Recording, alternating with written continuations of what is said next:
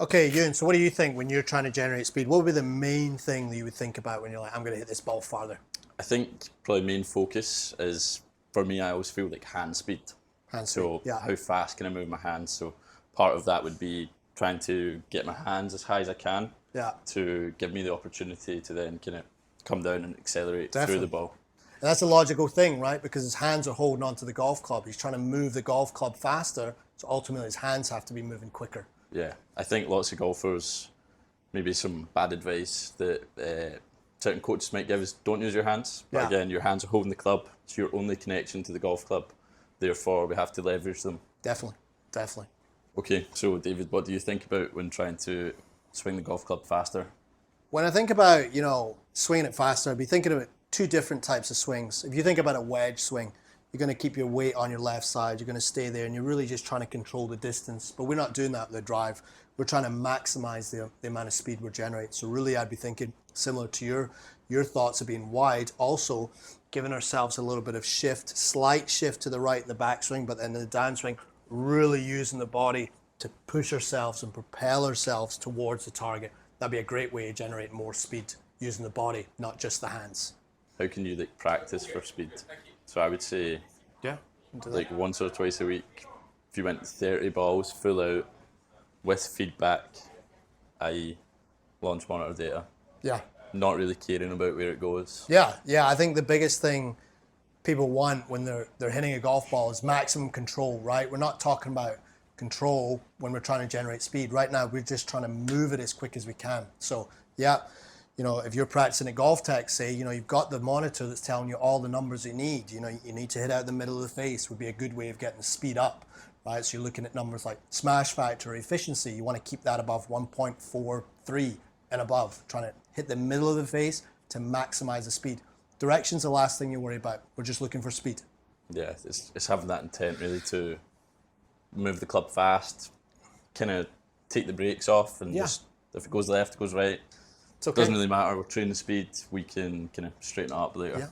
Yeah. The last thing. Yeah, you've got I kind of relate it to tennis. You've got when you're playing tennis, you've got your first serve. You're smashing it.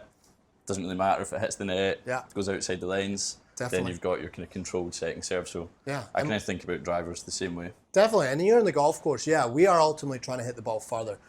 But that's not saying that we're going to stand up in every tee and hit it as hard as we can. We just want to get our average speed up. But learning how to move the club quicker will bring the average speed up so that you're now 70% swing is much quicker than it was before you were working on speed. Okay. Okay, here. So we have Tiger Woods, who obviously is an elite golfer. We have Euan, who is an elite golfer too. He's shooting around par every time he plays. He's also a very long hitter, as we've just discovered. So we're just going to look at some of the similarities here, right? And one thing that we're going to be referenced that Euan said was he was feeling like he was swinging with width, right? He was swinging as wide as he could. He was feeling that the club was as far away from him as possible in the backswing, feeling like his hands were super high. That was the feeling that he had. So if we just reference Tiger Woods here, and we take him in the backswing, we look at his left and his right arm, right?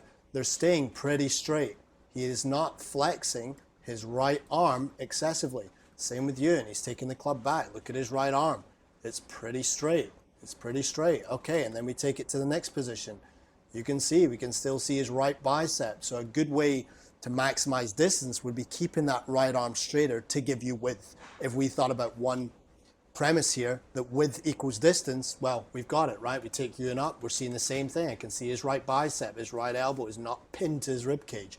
That would be a great way of hitting the ball farther. Again, hands high, right? You see that shaft is above his head, right? You look at the turn. He's maximized his turn, right? He's got a big turn there. He's trying to hit this ball really far. So those are definitely big moves and able to move the club or move his hands, as he said, faster. Okay? Yep. All right. Do you want me to hit one? Okay. So the next part we're going to look at is how David here, how he creates speed and ultimately power by utilising the ground, pushing off, how he uses his legs to create speed. So again, if we look at kind of Tiger here, you see he's got like a slight bump to the right, starts to recenter, but we're really looking through the exit, so you can see how this right knee starts to kind of move in inside the right ankle. His right foot is rolling inwards. He's starting to kind of push off and extend that right leg. He's getting the kind of belt buckle high, pushing his hips up and forward. See something very similar here with David. He's got that slight bump to the right. He's moving kind of his centre of mass before loading into the lead side. Very similar look to the right foot, right knee, starting to extend, push off the ground. You see he gets that belt buckle nice and high. So that's helping him create that upward attack angle, and he's also leveraging the ground to produce club head speed. Okay, so just to recap on the three kind of things we spoke about today, we're trying to, how can we utilise our hands? How can we get these hands nice and high, create width in the backswing to allow us to then accelerate through the golf ball?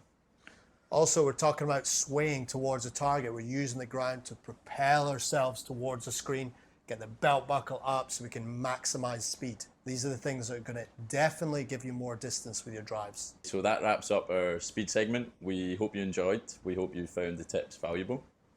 We will certainly be doing another rematch at some point. There's plenty of speed left on the table to be shown on camera, so we'll come back to that. But in all seriousness, if you found the tips important, you know, talking about getting the width in the backswing, using the ground, pushing towards the target, extending your body, you know, if you don't do those things, there's a definite gain that you can get in your distance in the future. So great place to come to GOLFTEC. We can teach you how to do those things correctly. We can also analyze your game and all other aspects. So hope you enjoyed this, and hopefully we see you soon. Thanks very much.